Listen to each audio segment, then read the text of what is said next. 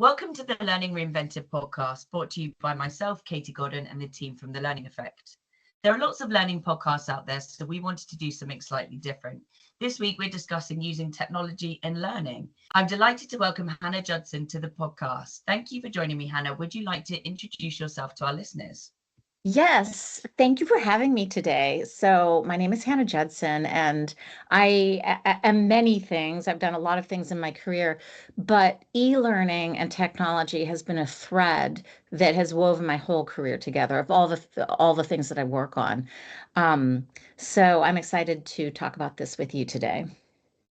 Thank you very much for joining me today. Can you give us a bit more about your background? You alluded to the e-learning side of things. So could you expand on that a little bit more for us? Yeah, so just you can tell by my accent. First of all, I'm American. I'm in Chicago, Illinois right now. And I've lived for about 18 years in France previous to this. So my career has taken place in many different locations, but it has always also taken place remotely. So the remote environment is a big piece of my career. Early on, I studied art and design. I got into that as my studies just because I was a creative person. I really enjoyed art and design. I don't know if I thought I would be an artist, but it was always a part of my life, creativity. And to this day, I play music, I write short stories, I perform, I'm involved in the arts in many ways. But early on, I recognized that for me personally, I needed also to have a career. I needed to make a living while having my creative life on the side. And I gave that deep thought, and I've been working on that my whole career, really. Like, is this working? Am I living, not just am I interested in the things I'm doing on a daily basis, but is my life design also working for me? Am I achieving, in terms of my own personal goals and my family? Do we have what we need? Are we living the life that is appropriate for us? So that's also always been a question and something I'm trying to answer through my career. But anyway, so early on, I decided to get into graphic design. So, as a way to make a living. And I worked in book publishing companies in Boston and Chicago, and I worked for an ad agency for a long time. And while I was at the ad agency, a friend of mine was a dean of a visual communications program at a university in Chicago and asked me if I could come in and teach a course. And I thought, yes, I could. And so I started teaching, and that was face to face. But once I started teaching students, that really appealed to me. I was so much happier and invigorated after the classes. And I remember coming home and saying to my husband that I can't believe they're paying me to do this. It was so much fun, and it actually included the performance aspect of I like being up in front of a crowd. I like delivering content. I like gathering my thoughts. I love learning new things. I had to gather information for each lesson and lectures and um, really pull things together and also and hone my expertise. So I loved the whole thing about being in a classroom with students who were working on interesting ideas. Um, and so during those years, and this is I will say early on, this was at the dawn of e-learning. I read an article about e-learning, and it wasn't called e-learning, it was called distance education. And the internet was just sort of becoming prevalent in everybody's lives. So this was in the mid 90s or late 90s. I read an article about e-learning and I just thought, this is fantastic. That is for me. And immediately I sent my resume to a university that had a long time distance education program before the internet. They worked with students who lived in rural areas, and they worked with students who were in the military around the world. But they were already developing e-learning, really at the cusp of it. And I sent them my resume and they hired me right away. And again, I said to my husband, I can't believe they've hired me. I can't believe I'm doing this. And they sent me a CD-ROM with Blackboard on it. And I had to teach myself Blackboard and build a course. And that all came pretty naturally to me. And I enjoy being in technology. I enjoy figuring things out. I'm definitely like a lot of artists, I think. I'm a kinetic learner. I learn by doing. That's what keeps me interested. So I would go in and click around, see how things work, and build something. Um, so I worked for that university for several years while I was doing other things. It was all adjunct work. But over time, I gathered more and more e-learning gigs, to teaching online. And I will say it was in an era when e-learning was definitely the disrespected, unwanted guest at the party. It was not thought like the general idea was this doesn't replace what happens in a classroom. This is not valid. And I remember thinking, just really in those early classes, how incredibly wonderful it was to have a group of people learning something interesting, working together, who otherwise would never have crossed paths. And very, very often it was women returning to college, returning to university after raising children, so sort of unfinished business. And also studies showed early on that women would speak up more in e-learning environments than in a real classroom because it's not based on the volume of your voice to get your voice to the front of the room. It's based on what you're writing. I really liked the egalitarian democratization of e-learning, that it included a lot of people that otherwise wouldn't have access. To me, that's totally cool, and I loved being part of that. So so that was at the beginning of it. And so I carried on. I ended up having a little business of my own, a cottage industry where I was still teaching. I was working as a subject matter expert in mainly humanities and graphic design courses. I was building classes. I was managing campuses. I was managing online services for students. I really dove deep into the online environment, and it was all higher ed. That's where I was really embedded in higher education, working with students and administration.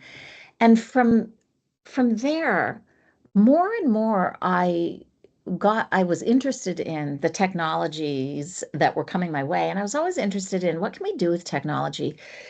I have to say, at the same time, I've always been aware that I do not like bells and whistles. I don't like decorating classrooms. I don't like installing a technology or using a technology because it's new or it's cool. I like technology when it's effective and when it's doing something that serves the moment, that serves the learning outcome. And so I experiment with technology a lot, but I don't just gather all just whatever's new, and even whatever's trendy, or what people are commonly using. The bottom line for me is this a good design? Is this designed well? And in education, a good design serves the user, it serves the student, it serves the person who's learning something, who's having an experience, and how is that experience transformational? And I think that, like right now, we're in an era with so much technology everywhere, and we've got AI answering all of our questions, writing all of our emails, all this stuff.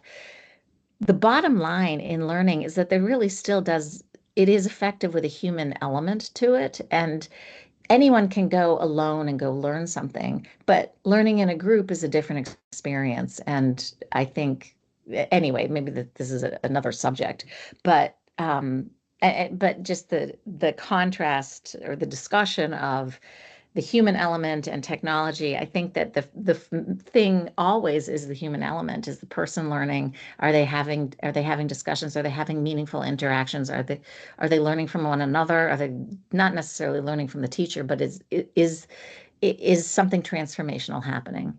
So anyway, I have always been interested in technology, followed technology. For a while, I was building apps, learning games. I was interested in gamification as a way of learning. Um, and from there, I sort of leaned into corporate corporate education, corporate learning, as well as not-for-profit. I got involved in projects that were outside of higher ed. Um, and from there, I leaned into or got more involved in learning and development, corporate training, which essentially much of it was leadership development. And in leadership development, I was involved a lot with coaching. And then in recent years, I've become more and more interested in coaching as a not just as a tool for learning, but as a piece in anybody's individual journey or program that amplifies the change that they're able to make, whatever the topic is. So now I'm also working as an executive coach, and I'm teaching online and doing a variety of other things as well. That sounds awesome. And I think it's really interesting that you were there at the very beginning of that sort of e-learning journey. I wasn't, and obviously going into the workforce when I did, I was used to doing online courses and stuff like that. But similar to you, had that want to kind of make it as easy as possible and kind of get rid of those bells and whistles. Yeah. When throughout your career, when you've been incorporating digital elements into your learning and your teaching, have you met any challenges along the way? So not just like the bells and whistles, putting in technology that perhaps didn't fit, but and that kind of adversity towards e-learning, because obviously it's something that's new and it's not face to face. What other challenges were there? Yeah, so I think my first instinct to answer your question is that most challenges really are human challenges, right? They have to do with challenges of students understanding what's expected of them, students not trying to get away with doing the easiest thing, not cheating, all of that stuff. I think certainly, and this is always a challenge in education, but in higher ed. So looking at it from a higher ed perspective, that students cutting corners is a problem, because and as an instructor, as a teacher, as a professor, I don't want to be a policeman, and I don't that's not that's not my strong suit, to be chasing down and trying to figure out who's cheating and who's not cheating. There are digital tools to help prevent cheating, but I think that students cutting themselves short is a problem. I think that as in any new environment, whether it's a real world environment or an online environment, there's it takes time to trust that you can get where you're going. And I think whether it's a new instructor or a new student, people can be really nervous and they can hold back. It can be disconcerting. It can feel weird to be in an e-learning environment for the first time. One of my roles also right now is I coach faculty members who are onboarding into the e-learning environment, and then I coach them through ongoing professional development. Excuse me. That's just one of the hats that I wear. And I think that the issues that students have can be similar to the issues that faculty have. They're used to being presenting ideas visually, they're used to doing things in person. It can feel like you've gone back a few years in time, like you've lost a little bit of your expertise. So that's definitely a challenge, is bringing faculty who have been working face to face, who are traditional faculty, into the e-learning environment with their materials. Sometimes there are faculty members who are used to lecturing and maybe winging it, or they know their lectures inside and out, and then having to translate that experience into an e-learning experience can be disorienting for them.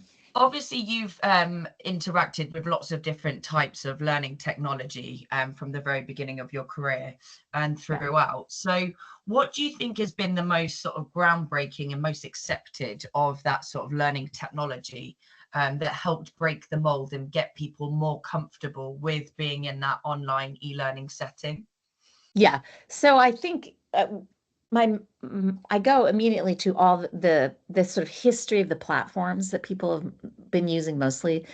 from Moodle, which is open source. Blackboard was an early platform that was adopted by many institutions. Canvas is the platform many institutions are using now.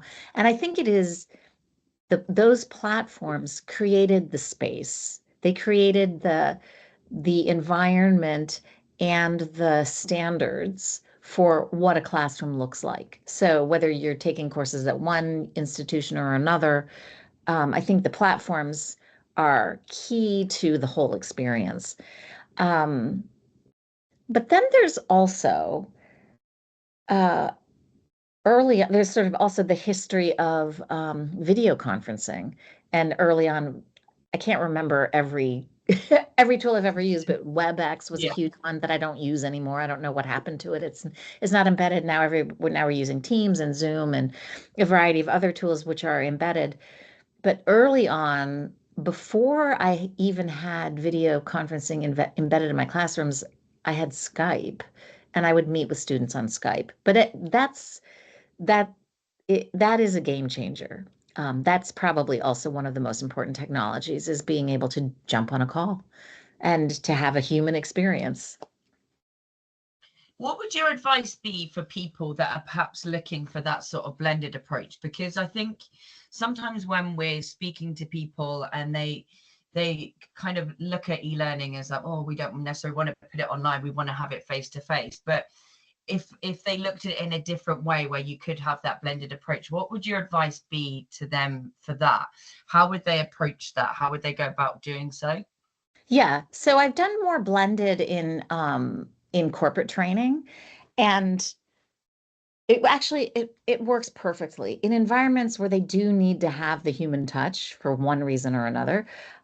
You can always start a program over time where you're offering pre-work before the program starts, and the pre-work might be a discussion board for people to get to know each other. It might be an intro activity or some kind of sort of greasing the wheels to get the program started. And it might be some reading or watching a movie, but or watching a video that would happen in a particular learning space. So there'd be a learning space that is designed for the program, and then week one of the program might be completely digital. Week two might be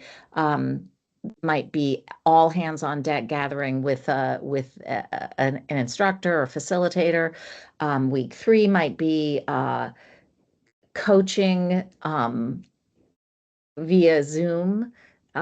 Week four might be gathering together again, or in small groups, or so you can sort of create a dynamic using technology, weaving in and out over time. I think due to the pandemic, Yeah. I think that helped a lot in regards to kind of that blended approach, because obviously people couldn't meet up then and they couldn't go to classrooms. So I think Yeah. a lot of people did have to flip that online training and do it that way, and use kind of Yeah. Teams and Zoom and whatever. So I think that helped doing that. But I think we're still starting to see people go back more into that face to face and maybe not have it as blended as what it Yeah. was in that pandemic space. What It are will your be thoughts? in, yeah, it's going to be interesting to see what happens. For sure, so many organizations were required to develop something on the fly really quickly that served, hundreds of thousands of people, um, and to keep things going. And yeah, right now there is a movement back to the office. Um, but for sure, in higher education, e-learning is here to stay. E-learning is still getting bigger, um, because it's serving more people. In the world of work, we'll see what happens. What do you think? I think it's interesting because you're saying if it's in higher education and people are getting used to learning like that, and they're used to having that more blended approach and doing stuff online. I know we spoke in the pandemic and stuff. There was a lot of kind of Zoom fatigue and things like that. Yeah, I yeah, think if people start to get used to it, and if students are getting used to it, I think if they then move into that corporate space when they've left university or higher education, whatever they're doing, if they're used to learning in a certain way, then if you're going back into a workspace and it's becoming more kind of traditional learning, and you're having to go to set sessions, and it's a bit more organized face to face, I think that would hopefully, I think that's going to influence it to become more online again. Mhm. And kind of make that stick. I think the world, as we're using different technologies, we're constantly learning stuff like we couldn't do that before. We didn't have access to all of this information. Yeah. You've got things like TikTok, Instagram, social media, which is really powerful. It's got its negatives, obviously, because you've got fake news and stuff like that. But equally, I think people are used to learning in that way. Yeah. Or younger people are used to learning in that way. So if you're then putting them in an environment where they're not doing that, are they going to be as comfortable? I think that's where we've got so much powerful technology. I think the learning industry is a bit behind. For sure. Yeah, absolutely. And I think it always has been, and it always will be. Because, sorry, I don't mean to interrupt you. But I do think Okay. it's just based on who's calling the shots. Like, who are the managers? Who are the leaders right now? What generation are they from? What are their experiences? What are their expectations? And right now there's a call for people to, come back to the office right now. That's what organizations are talking about, deciding to do and making happen. But would if the younger staff were the leaders, would that be the decision that is made? Perhaps not. Yeah, no, I completely agree with that. I think it is all dependent. And I think that's how, when you look at people's learning offerings in corporate environments, how it's influenced, it's depending on who those people are that are managing that, and to what Yeah. degree that they're using technology, right? Because you've got, like, there's thousands of different learning products available from kind of different LMSs. Yeah. I've been helping a customer with a digital adoption platform, which has been really interesting to look at that side of technology as well. And like you said, AI. So I think there's so much technology available to us, and I think it can all be adapted to suit learning. I think sometimes we're a bit, in the learning industry, a bit too particular, and it's probably inherited from the early days of e-learning, of it just being a record of keeping scores and where people are. It's not just Yeah. actually going at they're retaining this information or they're using this information. People are more bothered about whether you're ticking that box. I think if that changed a little bit more, I think we'd be more open to get the right sort of technology to help support people in a different way. Absolutely. Just along those lines, like, studies show that it is through repetition that you really learn something. You don't learn something by watching a video. You learn something by intaking the content, talking about it, writing about it, revisiting it, going back to it.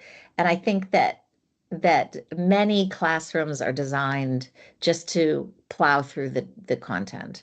Um, and also corporate learning programs too.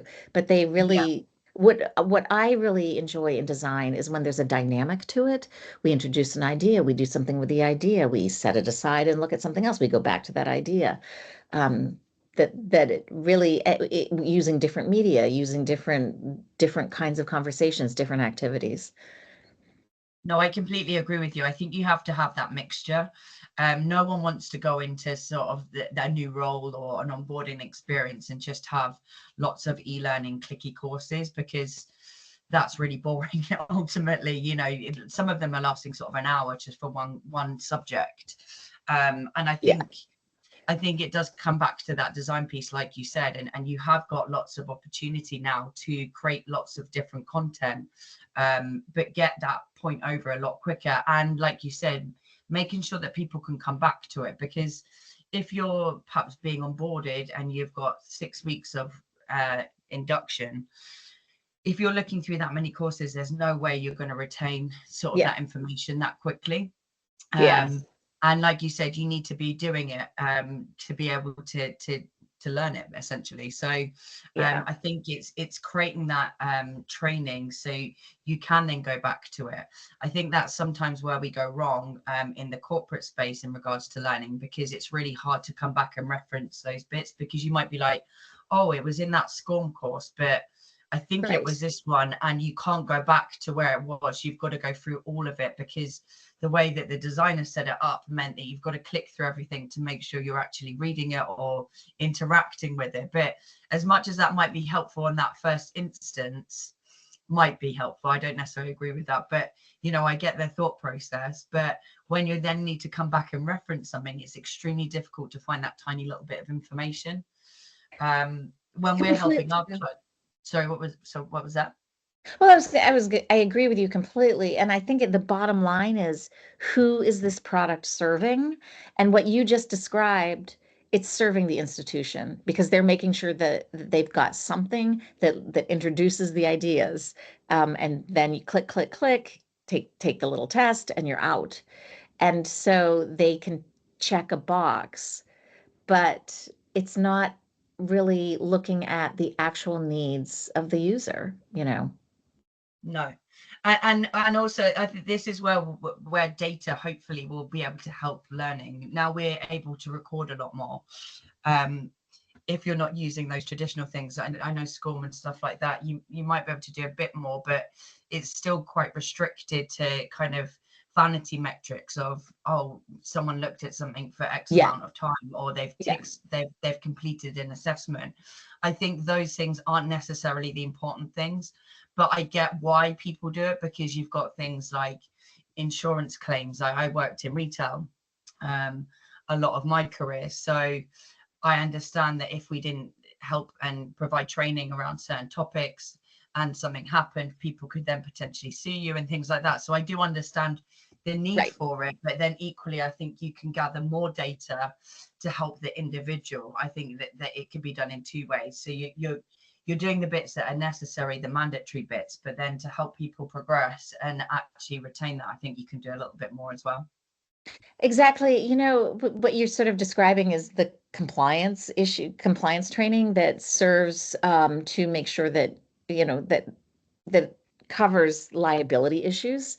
Yeah. And often that's designed to click through it and check the box. Like, this person has done the compliance training, and so we've done our part. Like, if we get sued, we can say they've been trained. Yeah. And yeah, it doesn't necessarily, but I think all of that data goes back to legal, where they're looking at how the training serves them from a legal perspective. Most definitely. But I think because people are doing that, that's their perception of e-learning as well. And I think sometimes that then gets pushed on to when you're perhaps trying to train people in different topics. That's become sort of a template, I guess, for what e-learning should be. And in reality, it doesn't need to be that. Like you alluded to, it can be a mixture of different avenues. You could have links to YouTube, you could have links to Instagram, wherever that information might be. You can make a video yourself, you can upload that, you can have links out to blogs, or, you know, there's lots of different ways that you can gather that information and show that to people. And so just because we're doing it in one way because of compliance, I don't think it necessarily has to be replicated for those topics that aren't covered by that, if that makes sense. Completely. You did just mention like linking out to YouTube, linking out to other sources, blogs, and that's always been in corporate training a huge topic. And we've had to run so many things by legal. Like, can we do this? And there are always huge discussions around what you can link to and what you can't link to, for different reasons, in terms of who owns the content and any. And also you can't control the content. And also another issue that arises, and I'm saying this is what's coming from legal or other people. This is not my instincts, are to definitely use the resources that are out there. But also very frequently they don't want people to click out of the training. Yeah. Like they don't want people to click into Instagram and then start moving around Instagram. And also you've got trouble with whitelisting and things like that, because generally, like when I was in retail, you couldn't get onto YouTube because that was blocked. There are those issues, but I think in an ideal world, that's more what I was explaining, is that's what I think learning could be. And that's more familiar with how we learn in our everyday lives. I've said this example so many times, like if you need to fix something in your house, I'm not going to necessarily go and get the manual out and try and fix it. I'll probably go to YouTube and look for a video. You know, there's lots of different avenues, and I'd really like learning at work to be replicated by that, because a lot of the time people are doing that anyway, because they are Googling something, or, you know, companies might supply Excel training, for example. You might be looking how to do a VLOOKUP. I'm pretty sure lots of people aren't logging in to their LMSs and finding that particular SCORM course on how to do a VLOOKUP. They're just going to go to Google and Google it.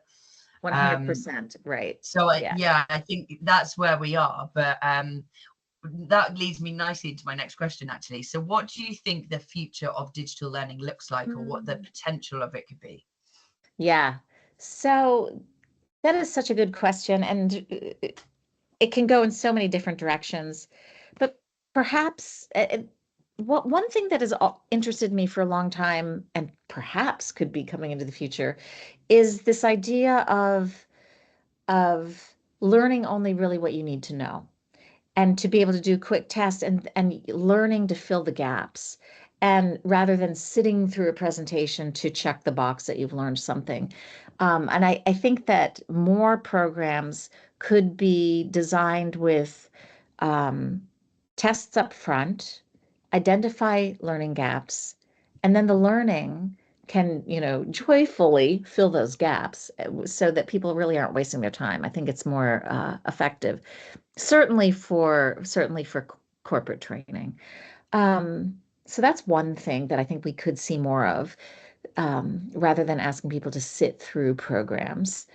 You know, when you were describing clicking out to YouTube, looking at Instagram, looking at blogs, looking at the way that we are naturally learning right now. When you were saying that, I was thinking, wow, that would be really interesting to have programs that were really and truly were designed by the learner-led. So maybe there's going to be some kind of learner-led yet organized instruction that still meets outcomes, where learners do find content and bring it into the experience. That could definitely be something. I'm not sure exactly what technologies are coming next. I think that AI is the biggest thing to happen since the internet.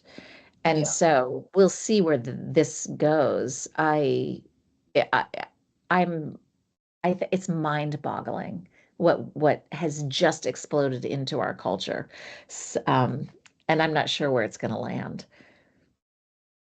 No, I'm with you on that one. It's kind of a gray area at the moment, because there's so many tools around AI that could have the potential to be used in learning. I know they've got other possibilities for use as well, but I think it's how the learning industry then takes that as well, because like we've kind of said in this conversation, that we're a little bit behind in learning, and it's whether or not people are going to take that leap and that jump to really use it to its best, and then not overuse it as well. I think that's the potential risk of it as well with AI, that it's used too much.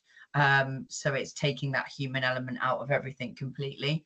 I like your idea in regards to kind of that learner-led as well, because I think in learning and in the corporate space, you sort of do that anyway, where you might be shadowing someone, or you've got to learn the ropes with someone, and you've got to train the trainers and things like that, you know. So you're kind of doing that in a way, but it's still very much prescribed by the organization. So I think there's a potential for that to happen, but I think it's giving people the opportunity to do that.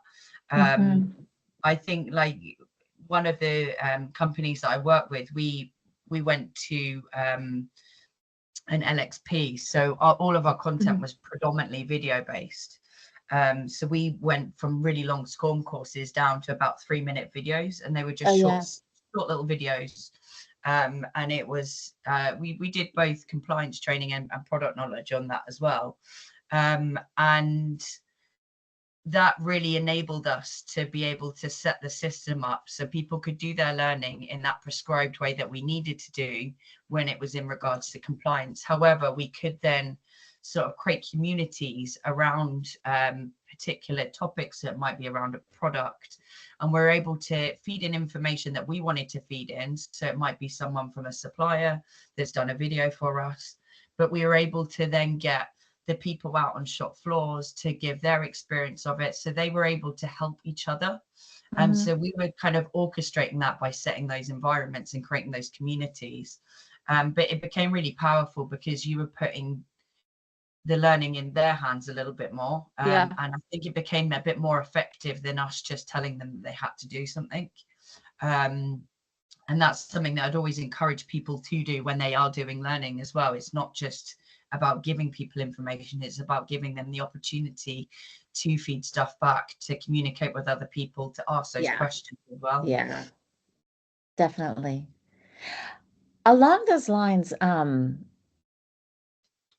as AI has entered, everybody's field of vision, in traditional higher ed classrooms, I have seen students learn how to use AI to write papers, right? So I'm getting all these papers submitted in recent months that were written essentially by AI. And I've been thinking a lot about the higher ed classroom and assignments that are given to students. Like traditional assignments always have a paper. You have to write an essay, you have to write a research paper. And I'm thinking that assignments are going to have to be designed towards more reflective thinking, more creative input, and more personal interaction as a community. And in a weird way, it's even if it's in an e-learning environment, we're going to have to move towards not more traditional teaching, but more interesting and creative activities and assignments where people are inputting their original thoughts. And I think we're going to have to really work towards originality again, because what's happening is not learning with AI. Yeah, that must be something that's really tricky in that industry as well, in the higher education market, because obviously if you're telling someone just to do something and then they can put that into the internet and then or into an AI tool and then it just feeds it out for them, that must be really difficult. I think even in the corporate space as well, like we don't see lots and lots of kind of sort of scenario based training where people are having to think on their feet a little bit more. And that's a shame. That is one of my favorite, as a designer, that's my favorite activity to design, and it's so powerful and potent from the learner's perspective. No, I completely agree, because I think that's where you're able to then really get an understanding of if someone's got something, because you're not, otherwise it becomes sort of a comprehension that you're doing. You're getting someone to read something, watch something, whatever it might be, and then you're asking them questions based on that information you provided. But that's not necessarily understanding, that's just your ability to remember a bit of information. You're not putting a lot of context around that. Like you're not giving them that real life situation of when that might be useful. And I think if you're able to create those sort of scenario based things, it's using that information, making sure they've interpreted it correctly, and then they're able to then give you that feedback, because they're either going to be able to answer questions or won't be able to answer the questions. I think they're more powerful. I think we need to become more clever in the way that we're doing things when we've got so much technology. Yeah, definitely scenarios that require people to think on their feet and solve problems individually and as a group. That's interesting, and it requires engagement. And this is another thing, is that people are used to kicking back and watching Netflix, kicking back and looking at YouTube, and I think that the future of technology and learning in general has got to be high-end engagement. Yeah, no, I completely agree. And I think we saw it a few years ago in Netflix as well, actually, where it was a Black Mirror episode and they actually had like interactive elements. So like you can change the path of the story. Oh yeah, So like you had to be watching it. So it wasn't like you just had it on in the background and you didn't pay attention. It got to a certain point and you could pick the next part of it. And I've seen that replicated, or the theory behind it replicated in learning as well. So you're able to run through that scenario. So there is the ability to do it. I just don't think we're doing it enough to keep people engaged as well. But hopefully we'll start to see a little bit more like that as well coming through it, because video is going to become just a video in the future, isn't it? There's going to be new technology around it. So I think that might be something that would help, especially in the learning industry. So thank you so much for joining me today, Hannah. I think we could have like a massive conversation about this. But if people want to carry on a conversation with you and they'd like to connect with you, how do they go about doing so? Yeah, so you can definitely find me on LinkedIn under Hannah Judson. You can also find me on my coaching website, which is clickgroup.com, CLICC group.com. And that's the best way to find me. Yeah. Awesome. That's great. And we'll put all of those links that you've mentioned in our show notes below. Thank you once again. Thank you. It was a pleasure. Thank you for listening to this episode of the Learning Reinvented podcast. We hope you enjoyed it. If you've not already done so, please follow our podcast. And if the Learning Effect can help you and your organisation, please do get in touch. You can find both James and Katie on LinkedIn, and our contact details are in the show notes below.